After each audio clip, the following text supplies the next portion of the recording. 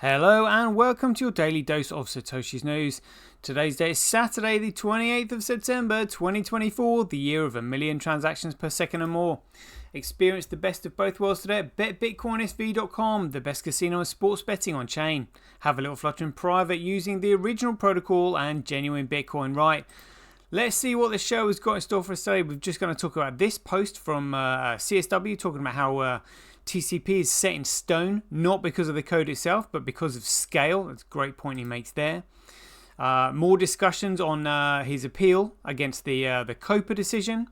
Then we've just got some follow-ups here on how the BTCs are slowly subverting what Bitcoin is meant to be about. First of all, not many use it. Digital gold, store of value. Now it's about increasing the 21 million because they need inflation in order for it to scale.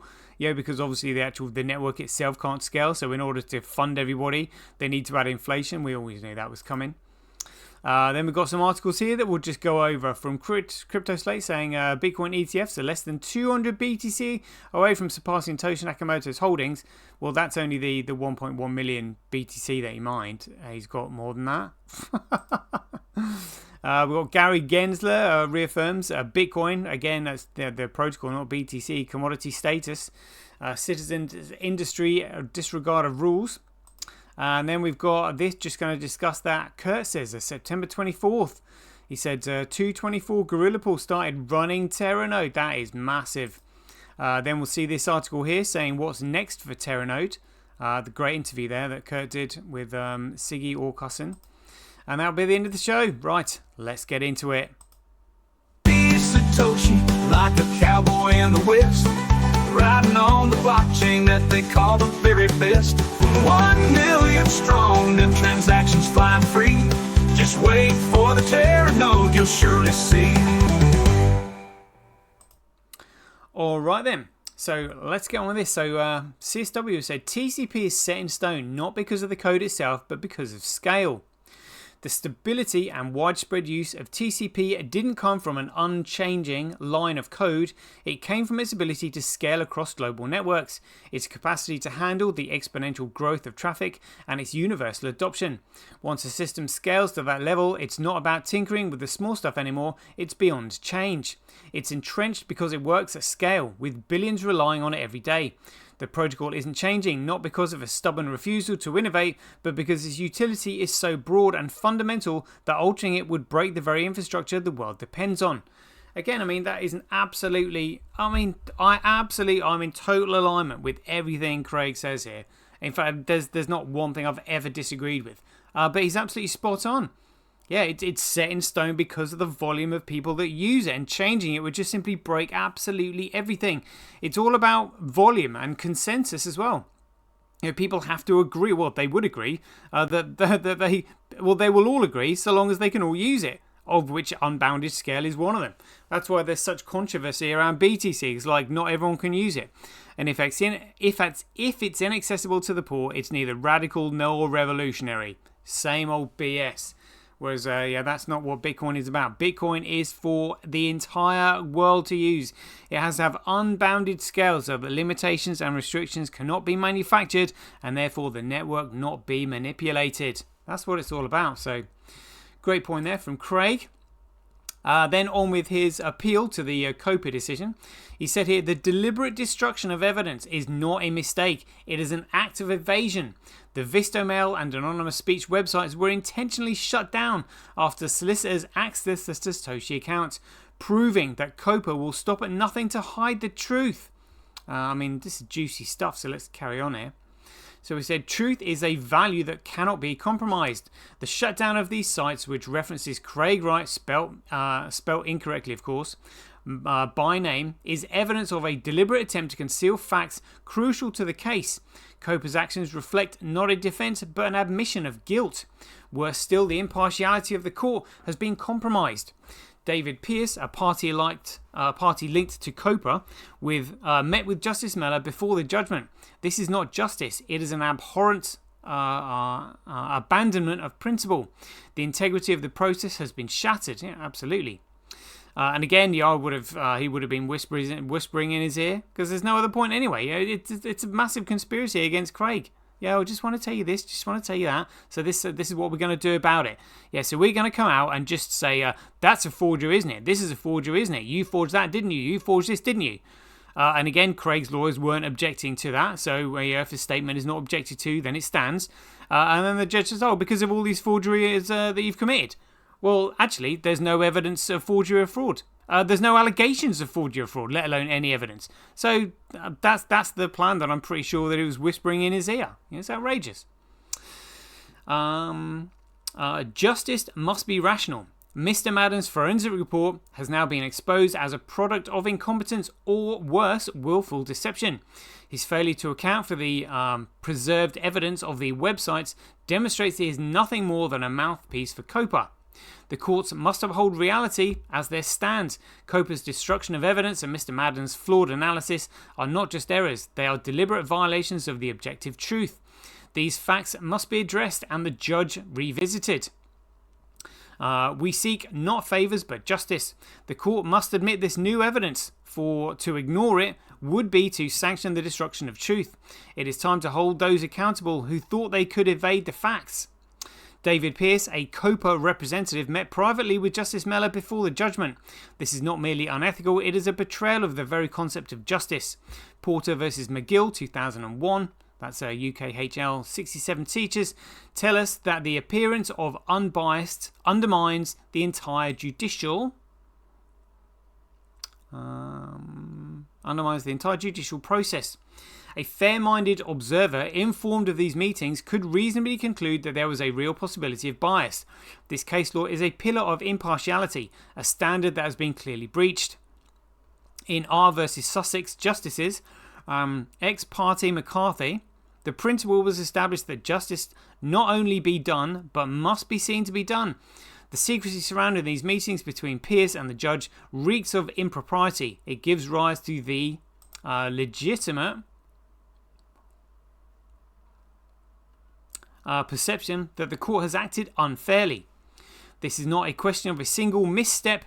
This is a systematic corrosion of justice, where influence is wielded behind closed doors. Pearce's association with COPA and his private discussions with the judge render the process itself suspect. No ruling based on such compromised proceedings can be trusted. The law must be a reflection of objectivity, of objective reality, not the arbitrary whims of those who seek advantage through hidden channels. These meetings, undisclosed during the proceedings, that's outrageous. They should have absolutely been disclosed. Have only come to light after the judgment. This demands immediate review, as the foundational principle of fairness has been shattered. Absolutely. And then a bitch crasher said, first 10 minutes, Pearce discusses his encounter with Mellor. So again, he's let out the cat out of the bag. You know, these people aren't exactly all that smart, are they? But he's talking, oh yeah, I met with Judge Mellor. Good grief. I mean, good grief. Absolutely unbelievable. Craig got absolutely royally rogered in that facade of a court case, if you can call it that. Outrageous is what it was. And let's get on to this one. So Truth Machine has said, BTC promoters lie that BTC has a limited 21 million coin supply. They don't tell you BTC cannot survive into the future due to small blocks. Again, yeah, it can only survive if they add inflation to it, which is why they're doing it. BTC Core experts admit that their system does not have big blocks like BSV, so they must change the proof of work algorithm to proof of stake or add inflation. That's absolutely hilarious. Honestly. And again, this is what it's all about. So I say, again, they're never concerned about the principal, which is like the 21 million supply. They want to be able to charge interest or usury. And that can only be done with an inflationary financial system that will inevitably result in economic collapse and centralization and control of resources from those who lose it into the hands of those who create the economic collapse. That is what BTC is all about. It is all about either removing complete value from it by going to proof of stake, or literally adding inflation. And then those who inflate it, we're just back to the central banking system where they can just inflate it as much as they want and dish it out to whomever they please, because they're the ones who are inflating it. It's unbelievable. Of all of those things, I think... Let's have a quick listen to this from Andreas Antonopoulos. Of all of those things, I think many of those other parameters would change long before the 21 million cap. Meaning that if Bitcoin's current model of consensus didn't work if you keep the $21 million cap, then what would be dropped would be Bitcoin's current model of consensus, and Bitcoin would change to something else, perhaps a proof of stake system, perhaps some other thing, who knows? But it would be far more likely to change the proof of work algorithm and use something else than it would be to change the 21 million cap. I don't think that's changing. And of all of those things, right? So he's now advocating for proof of stake, just like Ethereum and Vitalik Buterin did. Unbelievable. Let's have a look at this. There's just no reason to bake in these kinds of assumptions into the system and risk a $1 trillion asset for comparatively so little money. Like, if you're taking, if you have a $1 trillion asset and you're spending like 0.1% of its value every year to make sure it's secure, that's fine. That's absolutely fine. Yeah, that's fine. It's absolutely fine. It's just 1%. It's fine. It's absolutely fine. Then the next thing, it's just 2%. It's just 2%. It's fine. It's absolutely fine. Then it's just 4%. It's just 4%. It's absolutely fine. It's just 8%. It's just 16%. It's just 32%. It's just 64%. Yeah, exactly. This is how it goes. There's no reason to go, to lock ourselves into going less than that. Yeah, but some would argue that it will no longer be a $1 trillion asset the moment when it adds inflation. Absolutely. It wouldn't be a $1 trillion asset. Yeah, and those people are stupid. Oh, yeah, those people are just stupid. They don't know what they're talking about.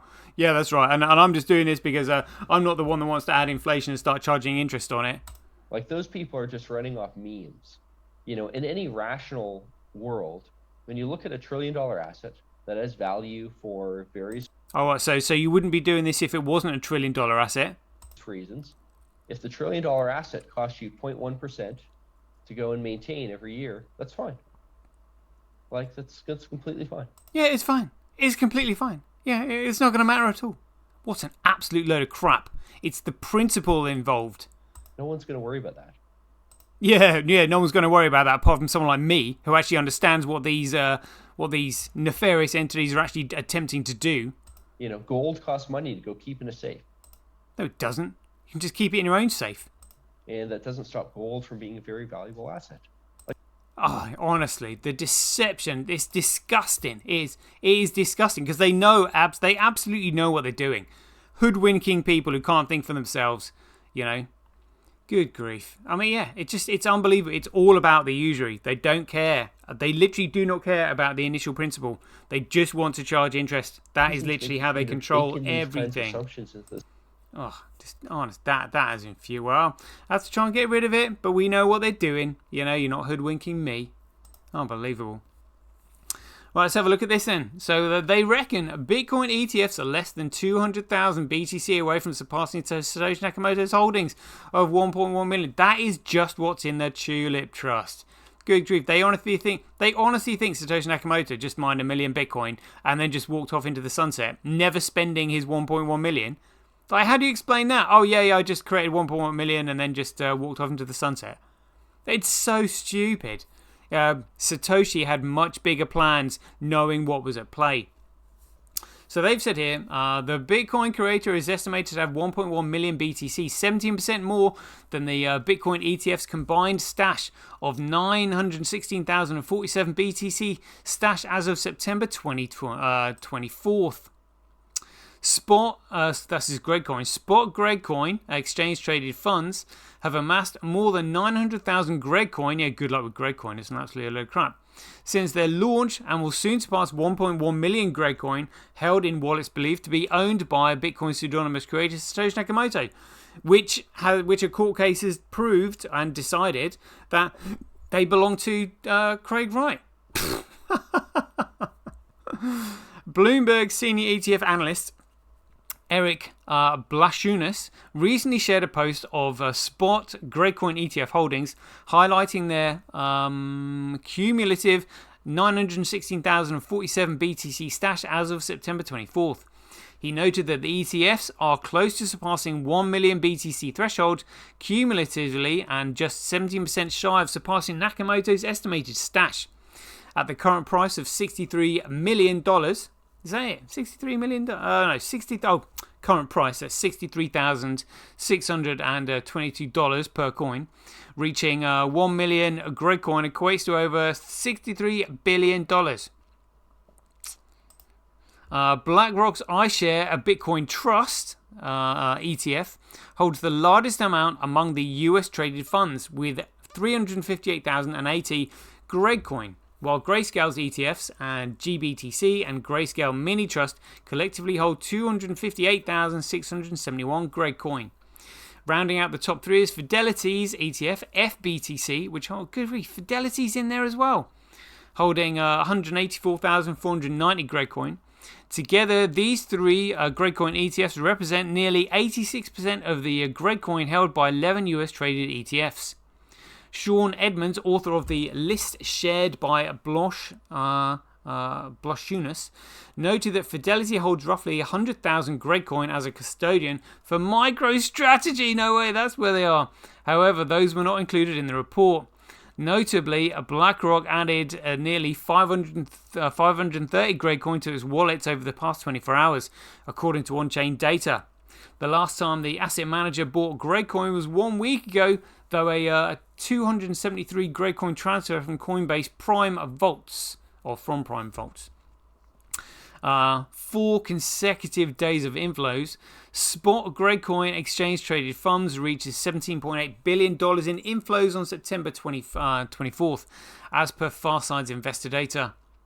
The new mark was reached after 4 consecutive days of inflows, which totaled roughly $391 million. Fidelity's FBTC led the charge by registering $117 million in positive flows. These people are going to be absolutely livid when they find out what they've done. BlackRock's IBIT followed closely with $110 million worth of inflows, despite not registering activity in 2 out of the 4 last trading days. The significant amount is then due to nearly $99 million in cash flowing to IBIT yesterday. ARK21 shares, ARK-B, wrapped up the list of Gregcoin ETFs with over $100 million in inflows, showing $103 million in positive net flows in 4 trading days. Good grief. Honestly, the bubble that they're creating is just literally like on steroids. Tulips on steroids is what it is. Good grief. Good grief. Right, let's have a look at this. SEC Chair Gensler reaffirms Bitcoin. Again, he's talking about Greg. Well, he's saying Bitcoin. We know that everyone else thinks he's talking about Gregcoin, but he's not. He's actually talking about Bitcoin, which is BSV, not Gregcoin. So SEC Chair Gensler reaffirms Bitcoin's commodity status. Criticizes industry's disregard of rules.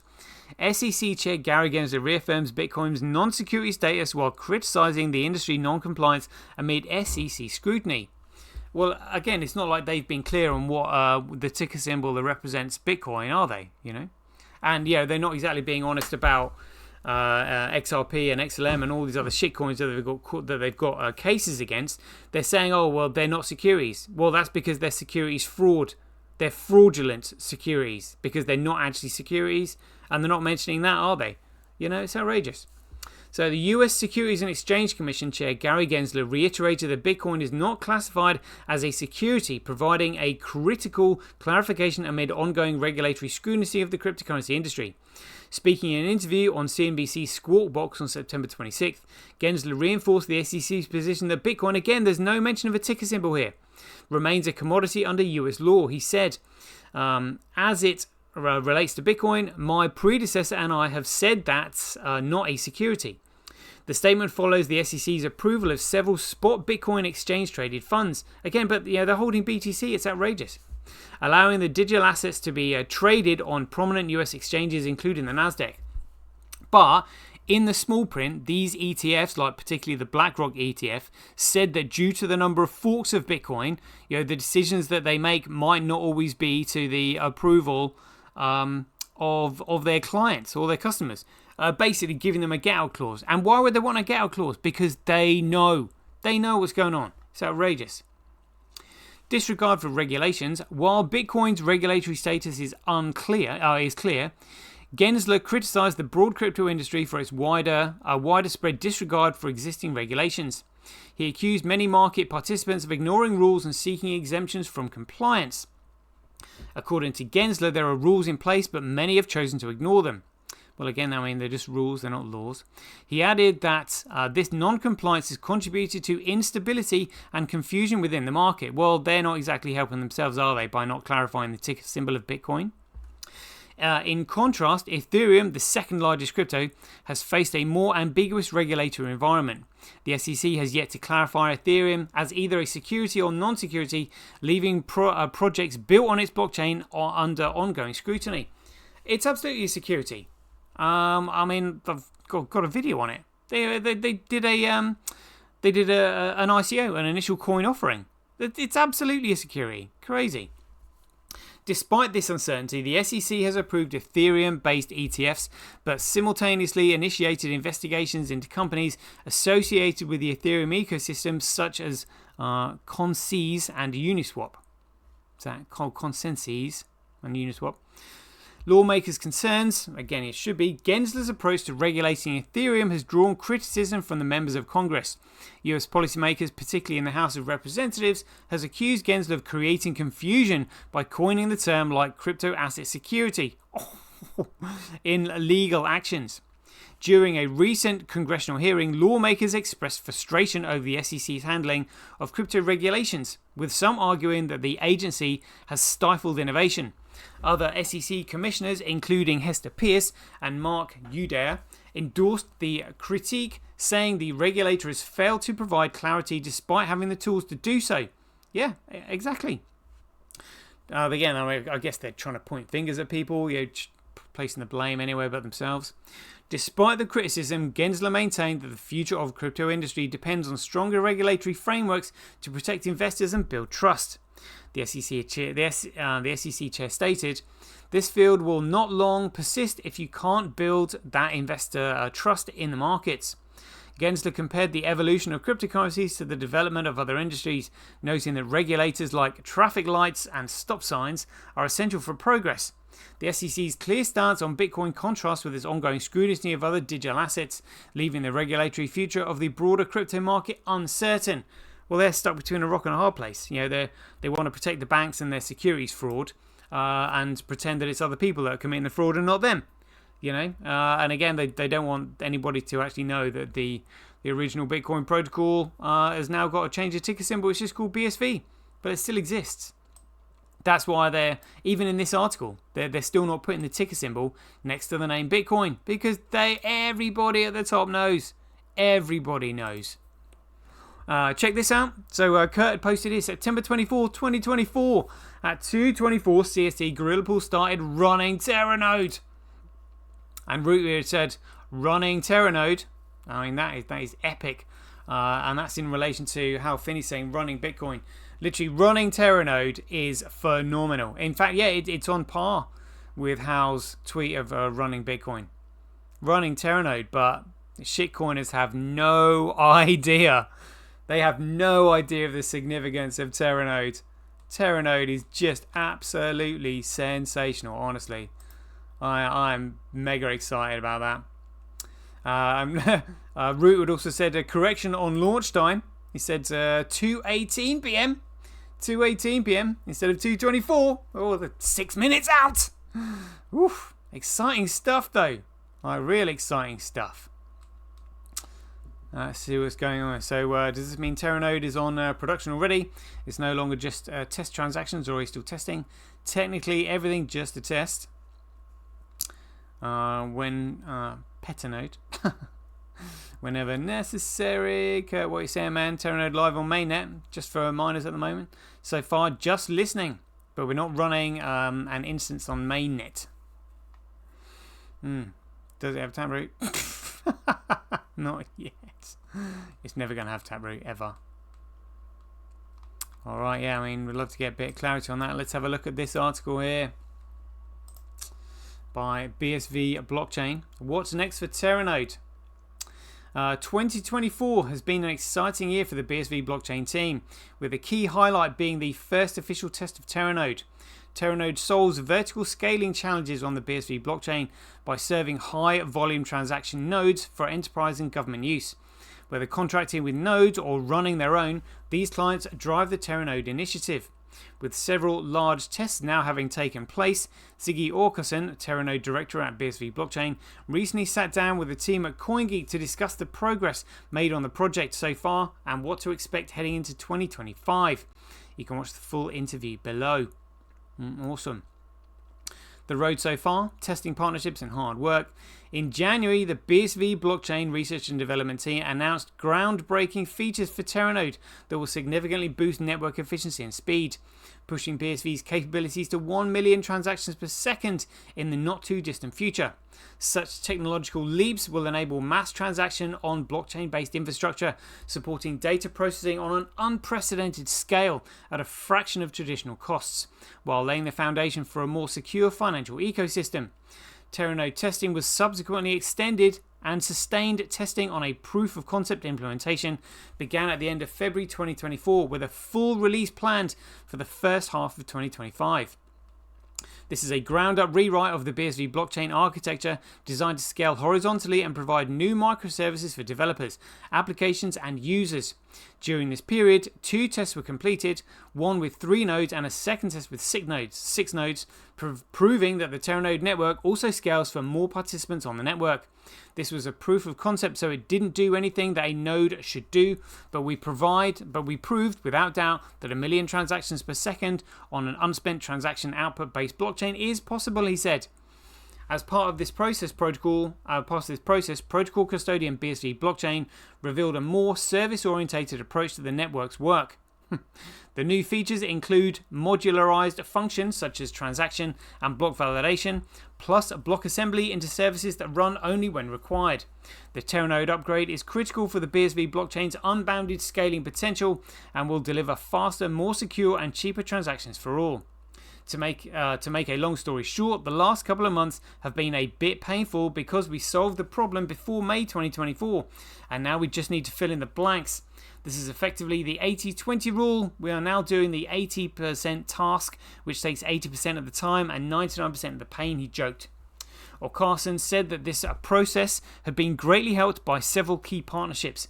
He noted that throughout the testing process, the Teranode team had used research from nChain and has been working with Aerospike to help the UTXO storage, which can scale much more than it's doing so right now. Much of the testing has also been done in collaboration with Amazon Web Services. Looking forward to the next 6 months. Looking forward, Carsten again reiterated that he and his team are currently following the 80-20 rule. There's going to be a lot of quality work. We're doing lots of testing, including end-to-end testing and integration testing. We then have to iron out all the issues that we find. He added that Q4 2024 will hopefully see mining commence on the network, while Q1 2025 will focus on wrapping up the project, cleaning up documentation, and finalizing efforts. It's planned to launch in Q1 2025, and we also have SV Node alongside it, which is capable of doing tens of thousands of transactions, he said. Launch Q1 2025. We plan on running Teranode next to SV Node for the rest of 2025, so we're not planning on sunsetting it quickly because we want to make sure that everything is okay, he said. Running Teranode and SV Node concurrently is intended to ensure a smooth transition to the new infrastructure while maintaining network stability.